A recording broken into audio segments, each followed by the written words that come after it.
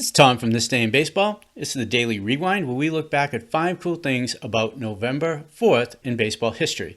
Now, as you know, we like to start off with a little trivia. Frank Robinson was the first black manager with the Cleveland Indians in 1975. We all know that. But there was another black player who managed before Robbie. Can you name him? Answer at the end.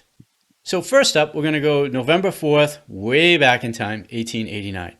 After a formal meeting of representatives from all National League chapters, the Brotherhood issues a manifesto in which it claims that players have been bought, sold, and exchanged as though they were sheep instead of American citizens.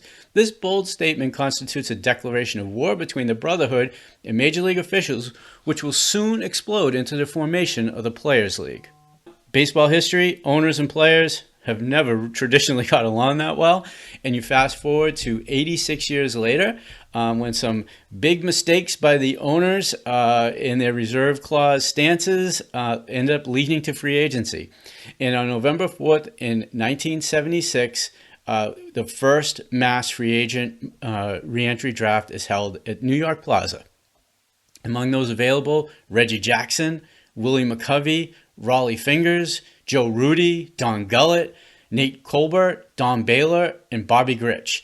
Now, McCovey and Colbert are the only 2 players not selected, but McCovey will catch on with the Giants in spring training and have a great year. Jackson, of course, will go on to start for the New York Yankees, help them win 2 World Series championships.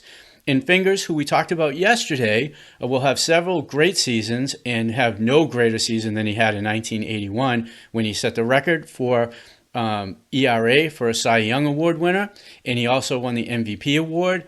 And an amazing statistic that I look at when I think about yesterday's podcast is he factored into 55% of their wins during the 1981 season. A phenomenal number.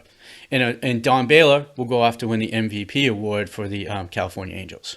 Now, on a sad note, November 4th, 1948, Jake Powell, who starred in the 1936 World Series for the Yankees, shoots himself to death in the Washington Police Headquarters. He's going to do that while he's being questioned on bad check charges. He was picked up at Union Station. He'd been staying at a local hotel, and they had complained that he was passing bad checks, and he had been there for a few days. After Powell was taken to the check and fraud division in the local police headquarters, during the questioning by the police, he asked for permission to leave the room for several minutes. The police granted him that, and he stepped outside and he pulled out a .25 caliber revolver and shot himself in the chest and once in the right temple. It's hard to believe that they would allow somebody in a police station with a gun on them and not search them beforehand. But this was 1948, a different time than it is now. And when he was taken into custody, he had a woman with him, Josephine Amder, and she had told police that her and Powell had planned to get married during the day, but they later changed their plans. And it's a good thing because Elizabeth Powell, whom the ball player who's actually married to, and she said that as far as she was concerned, there was no separation. So that would have been a sticky situation for Mr. Powell. May he rest in peace. November 4th, 1959, Ernie Banks wins his 2nd National League MVP award in a row. He hits 45 home runs, drives in 143 runs for the Cubs. Looking at Banks, it's so interesting to look at his home run totals. From 55 to 1960, he hits 248 home runs, which is more than anybody else in the majors, including Mickey Mantle, Willie Mays, and Hank Aaron. In 1955, he also had 5 Grand Slams in a season, which was a record until 1987 when it was broke. It's still tied for the National League record in a single season. Albert Pujols tied him in 2009. When I look at Banks, if you're into a little bit of advanced analytics here, what really made 59 special for Ernie and made him above 58, which was his other MVP award, was his defense. He actually had a 3.5 defensive WAR, which was the highest of his career, almost 1.5 higher than his next highest score. And he'll eventually be rewarded for that with a Gold Glove, but it comes a year later in 1960, and that happens a lot in Major League Baseball, as we know when it comes to the Golden Glove Awards. So just a few podcasts ago, I was talking about players that led off a game with a home run, and then hit a walk-off home run. So Chris Young for the Arizona Diamondbacks accomplished that feat. And when he accomplished that feat, it was Luis Gonzalez Day in Arizona. And they had replayed this game, the ending of this game, 20 times during the game. So the fans were very much very excited. Luis Gonzalez came to the game. He puts his number 20 uniform on. So the game that we're talking about here is November 4th, 2001, where the Arizona Diamondbacks win their first World Series championships. They were down to the Yankees 2-1 in the bottom of the ninth with Mariano Rivera, the greatest postseason pitcher in history, on the mound, and they rallied back. Tony Womack ties the game with a double down the right field line, and it was an absolute bullet. And then 2 batters later, with the bases loaded, Luis Gonzalez steps up. Gonzalez, a left-handed batter. Tim McCarver, almost on cue, says that left-handed batters have a lot of jam shots that are hit to the left side of the infield. And sure enough, within seconds, Gonzalez is hitting a flare that Jeter normally would catch, but since the infield was drawn in with the bases loaded and 1 out, it falls in for a hit, and Gonzalez wins the World Series for the Diamondbacks in an epic 7-game battle. Now, couple things about this game. First, it was the first time since 1985 that 2 20-game winners faced off in Game 7. The last time it happened was when Brett Saberhagen, who was 20-6, faced Cardinal John Tudor, who was 21-8. The Royals won that game, and they won their first World Series championship. And in this game, it was Roger Clemens, who was 20-3, facing Curt Schilling, who was 22-6. Now, in 1985, both pitches factored in the decisions. In this game, neither pitcher got a decision. Now, the 4-year-old Diamondbacks are the youngest franchise to win a World Series, and they ended the string of the Yankees, who had won 3 straight. Now, one other interesting fact about this game was the MVP award. Now, Randy Johnson and Curt Schilling were co-MVPs of this series, and rightfully so. They carried the team. They were fantastic pitchers all season, and they did not disappoint in the series. And in 1981, also against the Yankees, it was the Dodgers that had a trio that shared the MVP award, and that was Ron Cey, Pedro Guerrero, and Steve Yeager.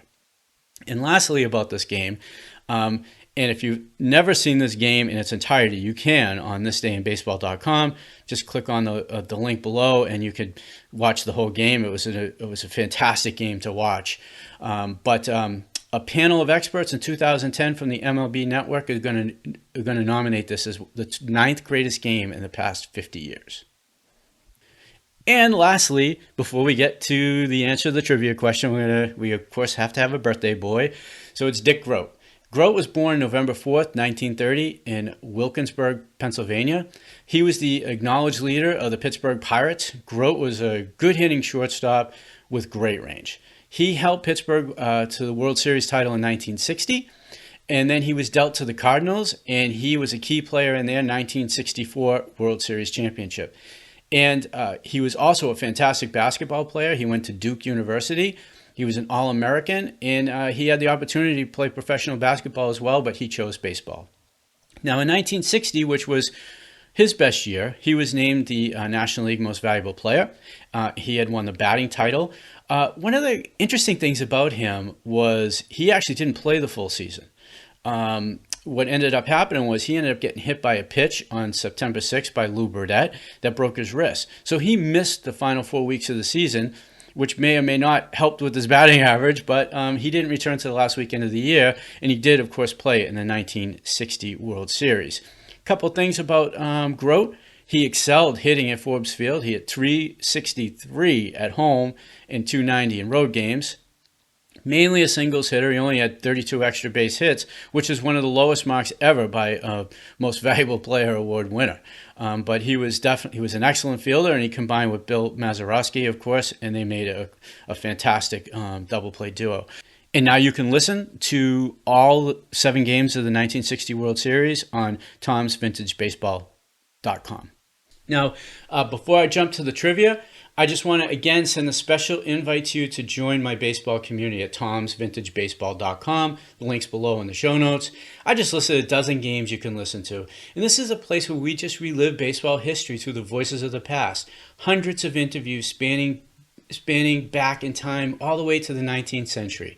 Old baseball, broadcast, and so much more. There's thousands of audio clips for you to enjoy as a group or at your own convenience. You can start listening today at tomsvintagebaseball.com. After his playing career, Ernie Banks becomes the first African American to manage in Major League Baseball. On May 8th, 1973, when, as a coach, he took over for ejected manager Whitey Lockman during an extra innings of a 3-2 win over the Padres in San Diego. And that's all I got today for November 4th.